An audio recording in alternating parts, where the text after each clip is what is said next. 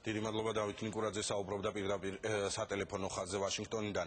ოკუპირებულ ტერიტორიასთან საზღვრისპირა სოფელ მუჟავასთან აფეთქებული მაღალი ძაბვის გადამცემი ხაზის 22 ანძის აღდგენა 10 დღეში დასრულდება ადგილზე საქართველოს ენერგეტიკის მინისტრთან ერთად უწყების სპეციალისტებიც იყვნენ ჩასულები. 22 ანძა ახალი კონსტრუქციით აიწყობა, მანამდე კი ძველ ანძას გაამაგრებენ, რათა რუსეთში ელექტროენერგიის იმპორტი არ შეწყდეს. პარალელურად მიმდინარეობს მოლაპარაკება ანძის აღდგენაზე მომუშავე ქართველი სპეციალისტებისათვის უსაფრთხოების უზრუნველსაყოფად. შეგახსენებთ, აფეთქება გამთენიისას მოხდა. ანძის 3 ფეხი პლასტიკის ტიპის ნაღმითაა დაზიანებული. ასეთი ტიპის ასაფეთქებელი მოწყობილობა მხოლოდ რუსეთის შეიარაღებაშია.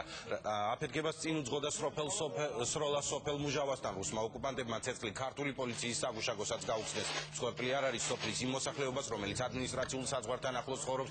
სახლების დატოვება მოსთხოვეს, მათი განმარტებით ეს სიმაღლეები სანგრებისათვის არის საჭირო.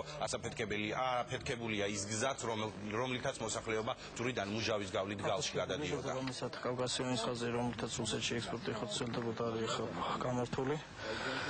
ნაღდენით სამუშაოები დღეს უკვე დაიწყება, დღეს შედა დაახლოებით 10 დღე დაჭირდება ამის აღდგენას.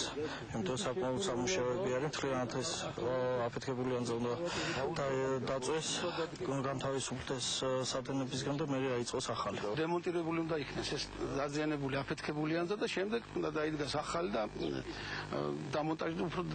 დამონტაჟდეს ახალი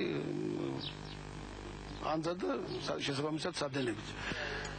მე ვფიქრობ, რომ მინიმუმ 1-10 დღე დაჭირდება სამუშაოებს. აქ არის მობილიზებული სამართალდამცავები და ყველანაირად ვცდილობთ იმისათვის, რომ აქ ეს სიტუაცია იქნას განმოხტული, ყველგან ვიხმაროთ და ვფიქრობთ, რომ ახლოს პერიოდში ესეთი რაღაცები განმეორება არ მოხდება.